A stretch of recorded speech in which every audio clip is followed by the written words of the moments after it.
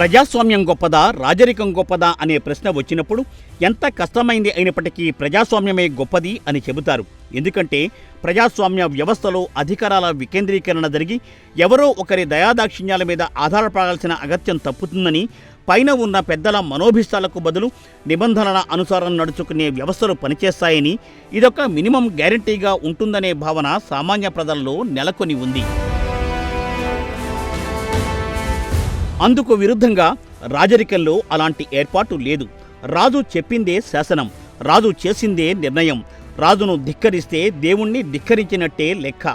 కానీ ఆధునిక ప్రజాస్వామ్య వ్యవస్థలో అలాంటి భావనలకు చోటే లేదు. అందుకే ఇప్పటికీ ప్రజాస్వామ్య వ్యవస్థను కాపాడుకోవాలనే ఆకాంక్ష ప్రపంచ మానవాళిలో వ్యక్తమవుతూనే ఉంటుంది. మరి ప్రజాస్వామ్యం ఎలా ప్రతిఫలిస్తుంది? ప్రజాస్వామ్యానికి మూలస్తంభం భావ ప్రకటన స్వేచ్ఛనే. నీ మనసులో ఉన్న భావాన్ని నిస్సంశయంగా బయటపెట్టడమే భావ ప్రకటన. ఇది ప్రాథమికం. ఇక ఆ తరువాత భావ ప్రకటనకు బాధ్యతలు కూడా ఉండనే ఉన్నాయి. బాధ్యతతో కూడిన భావాన్ని ప్రకటించడమే ప్రజాస్వామ్యానికి అసలు సిసలైన అర్థం. దీనికి మనవాళ్ళు సెకండ్ ప్రయారిటీ ఇచ్చారు. ఇలా భావ ప్రకటనకు ఉన్న స్వేచ్ఛ హక్కులే స్వాతంత్ర భావనను బలోపేతం చేస్తూ ఉన్నాయి. భావ ప్రకటన సరిగ్గా చేసే అవకాశాన్ని ఎవరో లాక్కున్నారు అంటే నీ స్వాతంత్రాన్ని వారు లాగేసుకున్నట్టే లెక్క.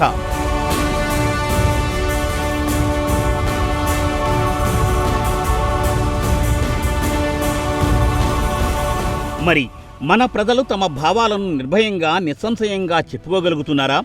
భావాలు ప్రకటించుకున్న వారు నిర్భయంగా ఉండగలుగుతున్నారా? భావాలు షేర్ చేసుకునే వారిని, వారి సోషల్ మీడియా అకౌంట్లను నిరంతరం ఎవరివో నిఘా కళ్ళు గమనిస్తున్నాయా? ఇదే చర్చ తెలుగు రాష్ట్రాల్లో, మరీ ముఖ్యంగా ఆంధ్రప్రదేశ్లో తీవ్రంగా నడుస్తోంది. అంతేకాదు ప్రపంచవ్యాప్తంగా కూడా ఈ అంశమే ఇప్పుడు ప్రధాన చర్చగా మారింది. రాజకీయ పార్టీలు, సామాజిక సంస్థలు, స్వచ్ఛంద సేవా సంస్థలు, ఉద్యమ నేపథ్యం గల ఇతరత్రా ఆర్గనైజేషన్స్ కూడా ఈ చర్చ కోసమే ఎక్కువ సమయాన్ని కేటాయిస్తున్నాయి.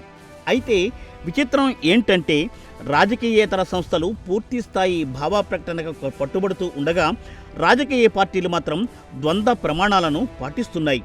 అధికారంలో లేనప్పుడు గుర్తుకొచ్చే భావ ప్రకటన డైలాగులు పార్టీలు అధికారంలోకి వచ్చిన తర్వాత కూడబలుక్కుని మరీ మర్చిపోతున్నట్లు కనిపిస్తోంది.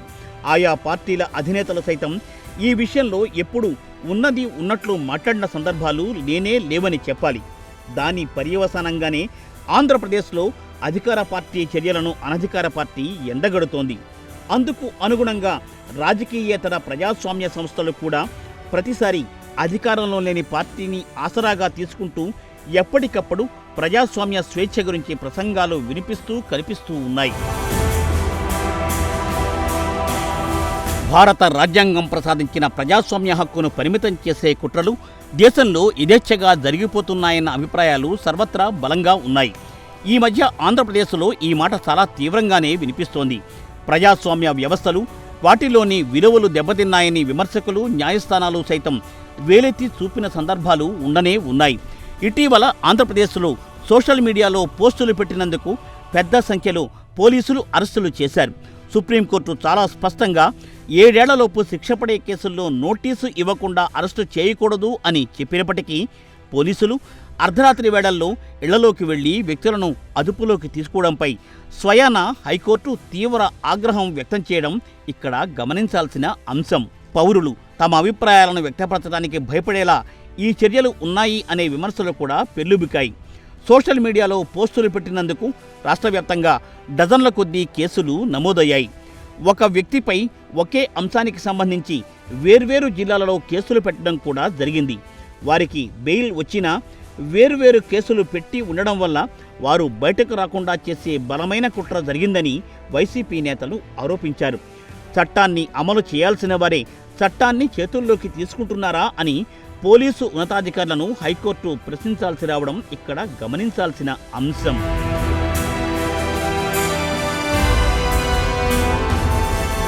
అంతేకాదు ఆంధ్రప్రదేశ్లో పోలీస్ వ్యవస్థలో రాజకీయ ప్రభావం గురించి కూడా తీవ్రమైన విమర్శలే వినవస్తున్నాయి. ఎంతో శక్తివంతమైన పోలీసు వ్యవస్థను అధికారంలో ఉన్న పార్టీలు తమ రాజకీయ ప్రయోజనాల కోసం దురుపయోగం చేస్తున్నాయి అనే విమర్శలు బలంగా వినిపిస్తున్నాయి. గత ప్రభుత్వ హయాంలో అయినా, ప్రస్తుత కూటమి ప్రభుత్వ హయాంలో అయినా పోలీసులు నిష్పక్షపాతంగా వ్యవహరించడం లేదు అనే విమర్శలు నానాటికి బలపడుతున్నాయే తప్ప పోలీసు వ్యవస్థను స్వతంత్రంగా వ్యవహరించేలాగా ప్రభుత్వాలు అవకాశం ఇవ్వడం లేదు.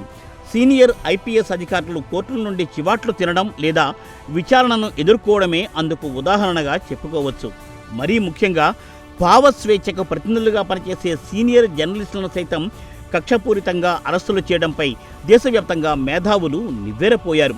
ఓ డిబేట్ నిర్వహిస్తున్న క్రమంలో సీనియర్ జర్నలిస్టు కొమ్మినేని స్వయంగా ఎలాంటి వ్యాఖ్య చేయకపోయినా ఆయనను అరెస్ట్ చేయడం పలు విమర్శలకు తావిచ్చింది.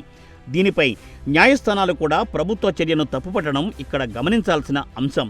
ఇలాంటి చర్యలు ప్రభుత్వ వ్యవస్థల మీద నమ్మకాన్ని సడలింపచేస్తాయి అనే ఆందోళన సర్వత్రా వినిపిస్తోంది. ప్రభుత్వ వ్యవస్థల మీద అపనమ్మకం పెరుగుతుంటే అది క్రమంగా అరాచకానికి దారితీస్తుంది అంటారు రాజ్యాంగ నిపుణులు.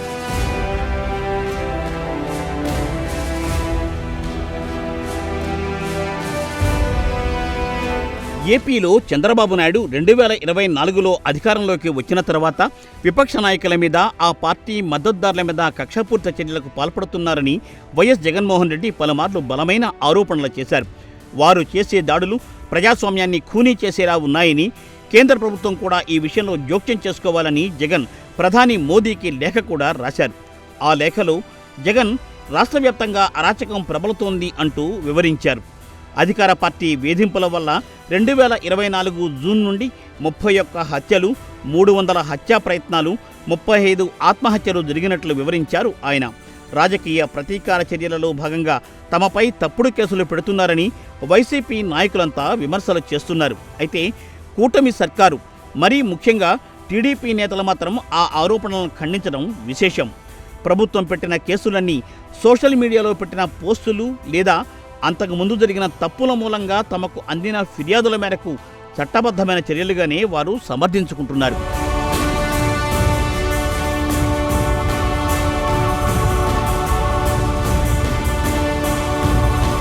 మద్యం కుంభకోణంలో పాత్ర ఉందన్న ఆరోపణలతో ఎంపీ మిథున్ రెడ్డి మీద కేసు పెట్టారు. దాన్ని వైఎస్ఆర్సీపీ కుట్రగా అభివర్ణించింది. జగన్కు సన్నిహితులైన నాయకుల గొంతులు నొక్కడానికేనని, ప్రతిపక్ష నాయకుల గొంతు నొక్కడం అంటే ప్రజాస్వామ్యాన్ని ఖూనీ చేయడమేనని వారు విమర్శించారు. ఇక చిత్తూరు జిల్లా పొంగనూరులో మాజీ ఎంపీ ఎన్ రెడ్డెప్పను కలిసే సమయంలో టీడీపీ కార్యకర్తల గుంపు ఒకటి పోలీసుల సమక్షంలోనే ఆయనను హత్య చేయడానికి ప్రయత్నించారు అనేది మరో ఆరోపణ. అంతేకాదు, ఏపీ ప్రభుత్వ ఉన్నతాధికారులు వారి కుటుంబాలపై ఆక్షేపణీయమైన పోస్టులు పెట్టారు అన్న ఆరోపణలపై వర్రా రవీందర్ రెడ్డి అనే సోషల్ మీడియా యాక్టివిస్ట్ను అరెస్ట్ చేశారు పోలీసులు. దీన్ని సాకుగా తీసుకుని సోషల్ మీడియా పోస్టులపై విస్తృతమైన క్రాక్ డౌన్ విధించారు. వైసీపీకి చెందిన మరో నాయకుడు గోవర్ధన్ రెడ్డి మీద 14 తప్పుడు కేసులు పెట్టారంటున్నారు ఆ పార్టీ నేతలు.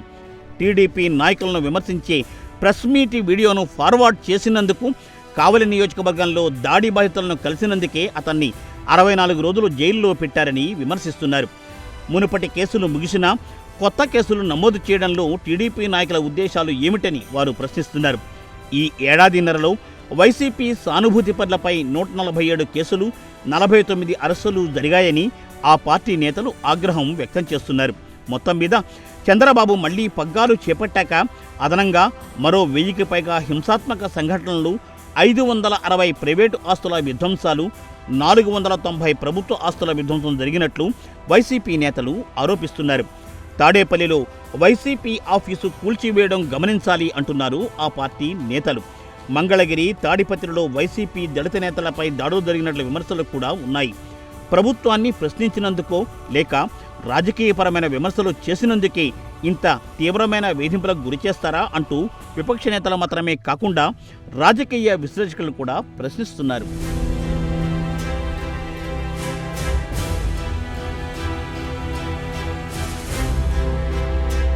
ఇక ఈ విషయంలో అధికార పార్టీ నేతలు కూడా దిట్టుగానే ప్రతిస్పందిస్తున్నారు. తొలుత వైసీపీ పాలనలో తమ మీద ఎన్ని కేసులు పెట్టారో, ఎంతలా వేధించారో వారు కొన్ని చోట్ల డైరెక్ట్గా, మరికొన్నిసార్లు ఇండైరెక్ట్గా చెబుతూ వస్తున్నారు. 2019 నుండి 2024 వరకు వైసీపీ పాలనలో తమ మీద దాదాపు 3000 వేధింపు కేసులు పెట్టారని టీడీపీ నేతలు చెబుతున్నారు. ఇంకో రకంగా చెప్పాలంటే వైసీపీ హయాంలో వారు ఏం చేశారో తమ హయాంలో తాము కూడా అలాగే చేస్తామని ఇండైరెక్ట్గా తేల్చి చెబుతున్నారా అన్న వ్యాఖ్యలు వినిపిస్తున్నాయి ఇప్పుడు. లోకేష్ రెడ్ బుక్ ఓపెన్ చేయడం, ఆ డైరీలో తమ మీద కేసులు పెట్టించిన వారిని, వేధించిన వారిని జాబితాల్లోకి ఎక్కించడం, వెంటనే ఒక్కరొకరిని జైలుకు పంపించే కార్యక్రమాలు చకచక జరిగిపోతున్నాయి. అయితే ఎప్పుడూ రోజులు ఒకేలాగా ఉండవని, మళ్లీ తాము అధికారంలోకి రావడం ఖాయమని, తాము పవర్లోకి వస్తే పలువురు ఖాకీ బాసుల మీద చర్యలు తప్పకుండా ఉంటాయని వైసీపీ నేత జగన్ ఇప్పటికే హెచ్చరికలు జారీ చేశారు. ఎప్పుడూ టీడీపీ అధికారంలో ఉంటుందని అనుకోరాదని, అధికారులు కూడా రిటైర్మెంట్ అవుతారని, కక్షపూరితంగా తమను అరెస్టులు చేసిన వారిని వదిలిపెట్టబోమని భారీగానే వార్నింగ్ జారీ చేసేశారు జగన్. ఇలా అధికారంలో ఉన్నవారు అధికార దర్పాన్ని ప్రదర్శిస్తూ ఉంటే, అధికారంలో లేనివారు తాము తెగిస్తే ఆపేవారు ఎవరూ ఉండబోరు అనే సంకేతాలను పంపిస్తున్నారు. ఇలా నేతల ఆరోపణలు ప్రత్యారోపణలతో ఆంధ్రప్రదేశ్ రాజకీయాల్లో నానాటికి ఉద్రిక్తతలు పెరుగుతున్నాయన్న ఆందోళనలు సర్వత్రా వ్యక్తమవుతున్నాయి.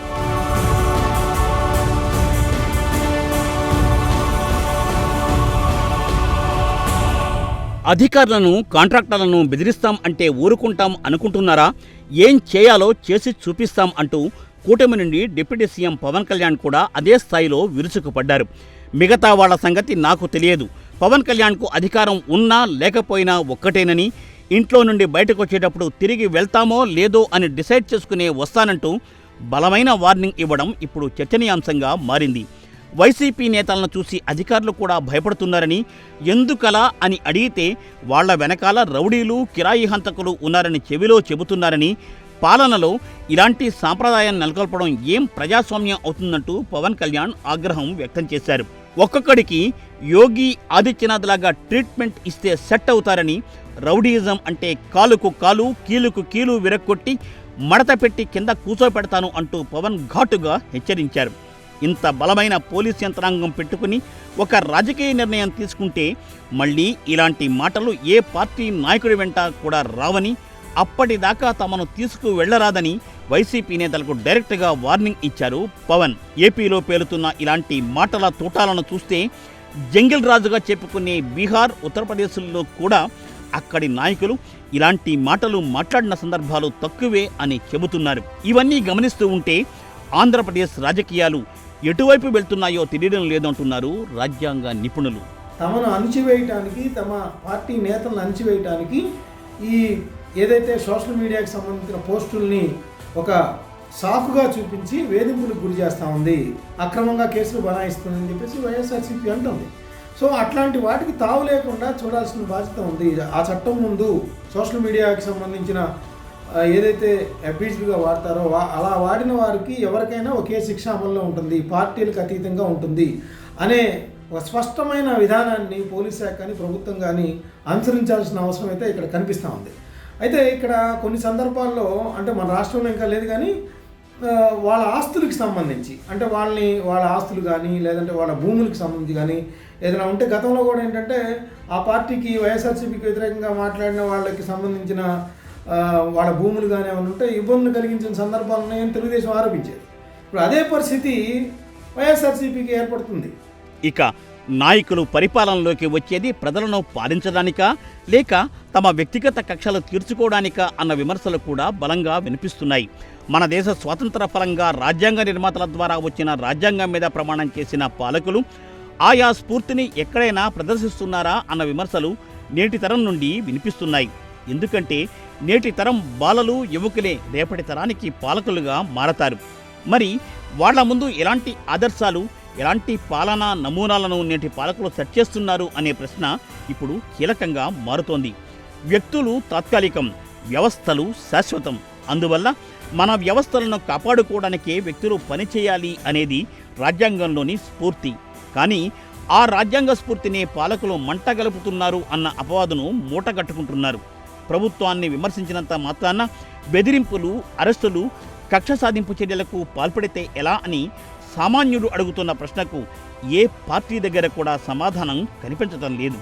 కొడాలి నాని, పేర్ని నాని, పోసాని కృష్ణమురళి, వల్లభనేని వంశీ వంటి వారు చేసిన వ్యాఖ్యలు, అందుకు వారు ఎదుర్కొన్న ప్రతీకార చర్యలు కూడా ఇప్పుడు చర్చనీయాంశాలే.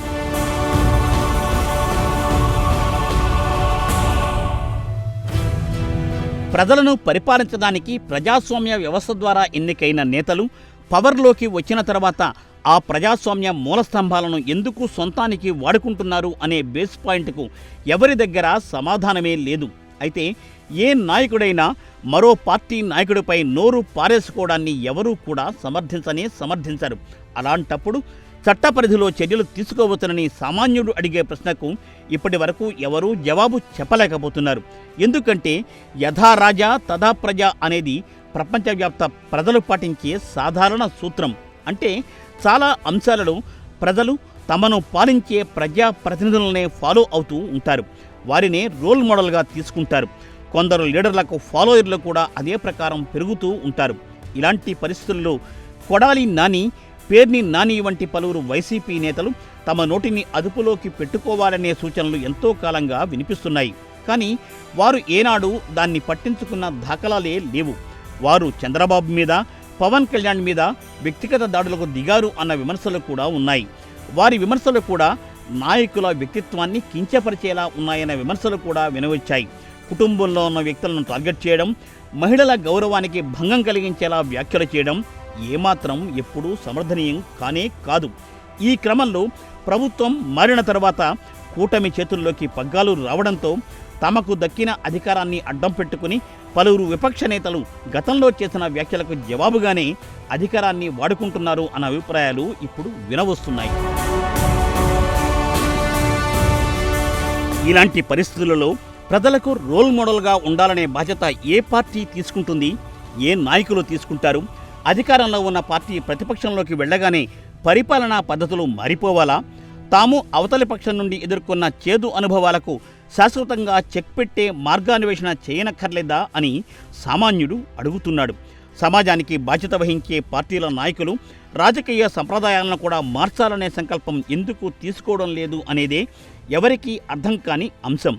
అయితే ఇందులో చట్టపరమైన ఇబ్బందులు కూడా ఉన్నాయి.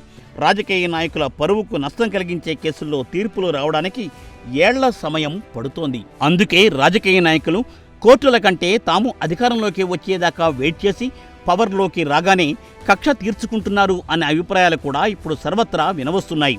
ఈ విషయంలో పోలీసు వ్యవస్థ కూడా దారుణంగా బదనామవుతోంది. కోర్టులు మొట్టికాయలు వేసినా పోలీసు ఉన్నతాధికారులలో మార్పు రావడం లేదు. అందుకు కారణం అధికారంలో ఉండే నాయకులే అనేది వేరే చెప్పాల్సిన అవసరం లేదు కదా.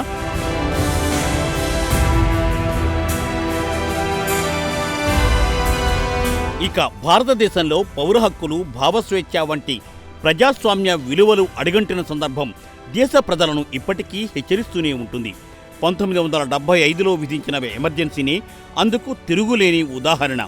అప్పటి ప్రధాని ఇందిరాగాంధీ ఎదుర్కొంటున్న రాజకీయ అస్థిరత, అవినీతి ఆరోపణలు, అలహాబాద్ హైకోర్టు ఆమె ఎన్నికను చెల్లదని తీర్పు ఇవ్వడం వంటివి అప్పుడు ఎమర్జెన్సీ విధింపునకు ప్రధాన కారణాలు. ఈ దుర్మార్గమైన నిర్ణయం కారణంగా పౌర స్వేచ్ఛలు రద్దు చేయబడ్డాయి. పత్రికా స్వేచ్ఛ అదృశ్యమైంది. విపక్ష నాయకులు వేలాదిగా అరెస్ట్ అయ్యారు. ఎన్నికలు రద్దయ్యాయి. బలవంతపు స్టెరిలైజేషన్ కార్యక్రమాలు కూడా నిర్వహించారు.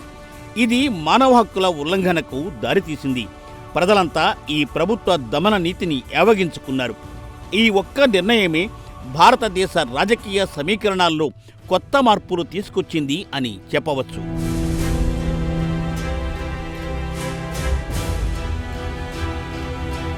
ఇక భావ ప్రకటనలో కూడా ఆయా దేశాల సంస్కృతులను బట్టి మార్పులు, చేర్పులు చోటు చేసుకుంటూ ఉన్నాయి. అమెరికాలో భావ ప్రకటనకు, భారత్లో భావ ప్రకటనకు చిన్నపాటి తేడాలు ఉన్నాయి. అమెరికాలో వాక్ స్వాతంత్రం అత్యంత బలమైంది. ఆ తరువాత రాజ్యాంగ సవరణ చేసుకుని ఫ్లాగ్ బర్నింగ్ను కూడా నిరసన వ్యక్తం చేయడానికి అనుమతిని ఇచ్చింది అక్కడి ప్రభుత్వం. అక్కడ ఫ్లాగ్ బర్నింగ్ అనేది రాజకీయ ద్రోహం కిందకు రాదు. ప్రభుత్వం అమలు చేస్తున్న విధి విధానాలను నిరసిస్తూ జాతీయ జెండాను తగలబెట్టడం తప్పు కాదు. అలాగే జెండాను లోదుస్తులలో, బికినీల్లో భాగంగా కూడా వాడుకోవచ్చు. అది ఆ దేశాన్ని అవమానించడం కిందకి రానే రాదు. కానీ 2025లో ట్రంప్ అడ్మినిస్ట్రేషన్ ఫ్లాగ్ బర్నింగ్కు శిక్షలను ప్రతిపాదించింది. ఇది వివాదాస్పదమైంది కూడా. ఇక భారత్లో అలాంటి తీవ్రమైన నిరసనలకు అవకాశం లేనే లేదు. జెండాను అపవిత్రం చేయడం, జెండాను అవమానించడం వంటివి శిక్షార్హమైన నేరాలుగా పరిగణిస్తారు ఇక్కడ. జనగణమన పాడే విషయంలోనూ పౌరులు తప్పనిసరిగా నిలబడాల్సిన అవసరం లేదని సుప్రీంకోర్టు గతంలోనే చెప్పింది. దీనిపై పలు వర్గాల నుండి విమర్శలు కూడా వచ్చాయి. ఇలా దేశాన్ని బట్టి జెండాలకు, జాతీయ గీతాలకు, పలు పరిమితులకు లోబడి భావ ప్రకటనకు అవకాశాలు ఉన్నాయి.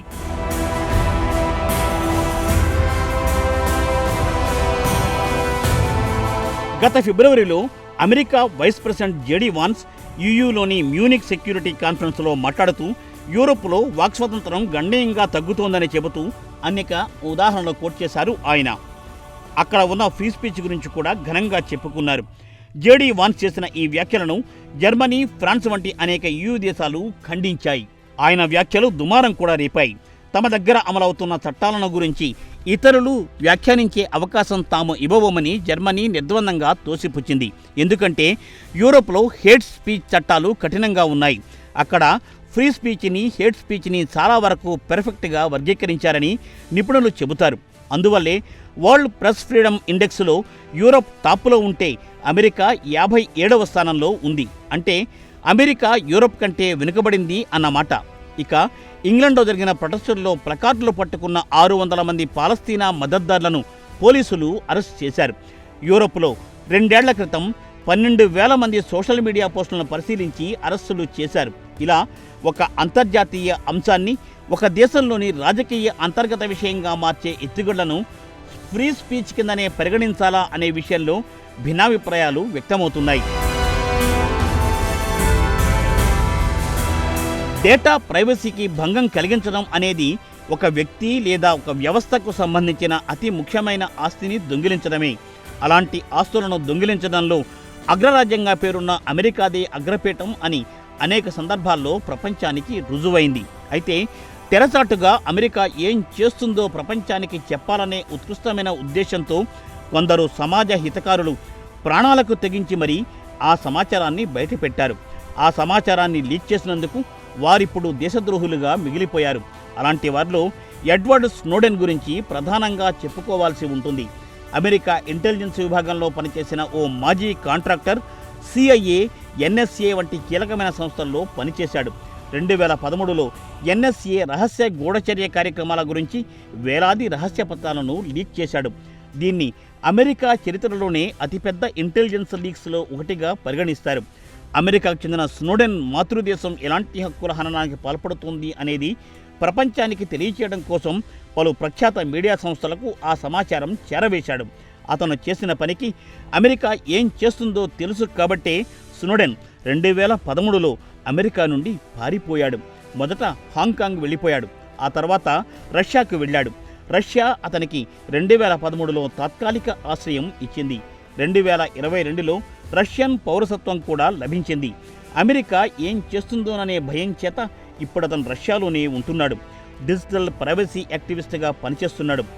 ఏ విధంగానైనా అతను అమెరికా వెళ్తే అతని మీద ఉన్న కేసుల కారణంగా 30 ఏళ్ల దాకా జైలు శిక్ష పడుతుంది.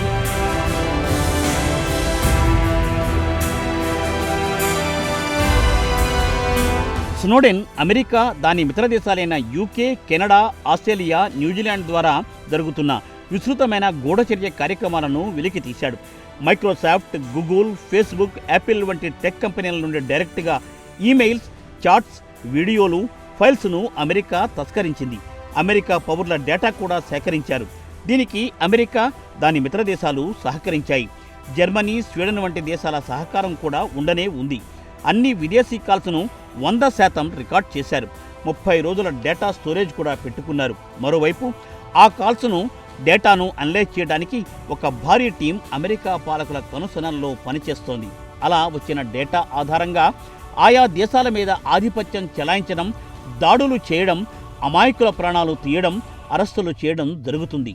అంతేకాదు జర్మనీ, బ్రెజిల్ వంటి మిత్ర దేశాల నాయకులపైన గూఢచర్యానికి పాల్పడింది అమెరికా. దేశ పౌరులపై వారెంట్ లేకుండా సమాచారాన్ని తస్కరించడం అనేది US రాజ్యాంగానికి విరుద్ధమైన చర్య. కోర్టు కూడా అమెరికా చర్యను అసాధారణమైన, అనూహ్యమైన చర్యగా పేర్కొంది. అమెరికాకు చెందిన దాదాపు 17 లక్షల సీక్రెట్ డాక్యుమెంట్స్ స్నోడెన్ కారణంగా వెలికి వచ్చాయి. ఈ డాక్యుమెంట్స్ వల్ల అమెరికా అసలు రంగు ఎటువంటిదో ప్రపంచానికి మరోసారి తెలియవచ్చింది. జర్మనీ, బ్రెజిల్, ఫ్రాన్స్ వంటి మిత్ర దేశాలు అమెరికా మీద విరుచుకుపడ్డాయి. ఇలా స్నోడెన్ను కొందరు ప్రాణాలకు తెగించిన హీరోగా చూస్తే, మరికొందరి దృష్టిలో అతను ఒక దేశద్రోహి. కానీ సామాన్య ప్రపంచ పౌరుడి దృష్టిలో అతను ఒక కార్యసాధకుడు అని గమనించాలి.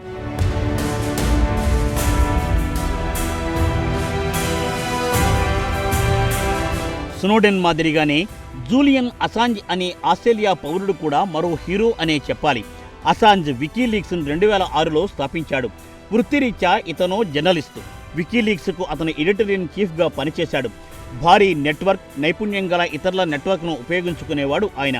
ప్రపంచంలోని మారుమూల ప్రాంతాల నుండి ఎవరు ఏ దేశాలపై ఎలాంటి కుట్రలకు పాల్పడుతున్నారు, ఎవరెవరు సెన్సార్షిప్ జాబితాల్లో ఉన్నారు, సీక్రెట్గా రవాణా అవుతున్న సమాచారం ఏంటి అనే అంశాలను వికీలీక్స్లో ప్రచురించేవారు ఆయన. యెమెన్లో జరిగిన డ్రోన్ దాడుల వెనుక అమెరికా పాత్ర ఏంటి, అరబ్ దేశాలలో అవినీతి ఎలా పెరుగుతోంది, ఎవరు ఏ సంస్థలు వారి అవినీతిని ప్రేరేపిస్తున్నాయి, కెన్యా పోలీసుల చేత రాజకీయ హత్యలు ఎలా జరుగుతున్నాయి, ఏ ఉద్యమకారులను జైల్లో పెడుతున్నారు, 2008 టిబెట్ అల్లర్ల వెనుక చైనా పాత్ర ఏంటి, పెరూలో పెట్రోగేట్ చమురు కుంభకోణం వెనుక ఉండి నడిపించింది అసలు ఎవరు, ఇలా అమెరికా చేసే దుష్కృత్యాలను ప్రపంచానికి చాటి చెప్పిన వ్యక్తి జూలియన్ అసాంజ్. ఇలా చాలా కీలకమైన రహస్య సమాచారాలను ప్రాణాలకు తెగించి బయటపెట్టిన కారణంగా ఏ దేశం ఎలాంటి కుట్రలు చేస్తోంది అనేది బాహటంగా ఇప్పుడు చర్చనీయాంశాలుగా మారాయి. వికీలీక్స్ దూకుడును తగ్గించాలంటే అసాంజ్ను అరెస్ట్ చేయాల్సి.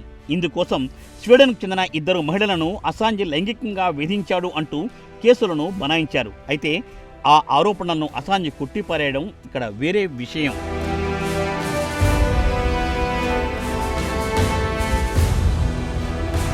ఇక భావ ప్రకటన విషయానికి వస్తే గల్ఫ్ దేశాలలో ఇది చాలా పరిమితంగానే ఉంటుంది అని చెప్పవచ్చు. Saudi Arabia, UAE, Kuwait, Bahrain, Qatar, Oman వంటి దేశాల్లో ఫ్రీ స్పీచ్ ఉందని చెబుతున్నా దాని అమలు విషయంలో కూడా అనేక అవరోధాలు, పరిమితులు ఉండనే ఉన్నాయి. అక్కడ అమల్లో ఉన్న సైబర్ క్రైమ్, టెర్రరిజం, మీడియాకు వర్తించే చట్టాలు ప్రభుత్వానికి లేదా రాజుకు లేదా మతానికి లేదా జాతీయ భద్రత గురించి విమర్శలుగా ఉంటే కఠినమైన శిక్షలు తప్పవు. స్వేచ్ఛ, వాక్ స్వాతంత్రం అనేవి జాతీయ భద్రత లేదా సామాజిక విలువల విషయంలో పరిమితంగానే ఉన్నాయి. ఇప్పటిదాకా లిబరల్ కంట్రీస్గా చెప్పుకునే అనేక దేశాలు కూడా గల్ఫ్ కంట్రీలో అమలవుతున్న చట్టాల స్ఫూర్తిని నిదానంగా అమలులోకి తెచ్చుకుంటున్నాయి. అందువల్లే విదేశీయుల విషయంలో రానాను అవరోధాలుగా పెరుగుతున్నాయి. కానీ మతపరమైన సెంటిమెంట్ల విషయానికి వచ్చేటప్పటికీ ప్రభుత్వాలు కానీ కోర్టులు కానీ తీవ్రంగా స్పందిస్తున్నాయి. బీజేపీ నాయకురాలు నుపుర్ శర్మ, రాజాసింగ్ ఉదంతాలే ఇందుకు ఉదాహరణలుగా చెప్పుకోవచ్చు.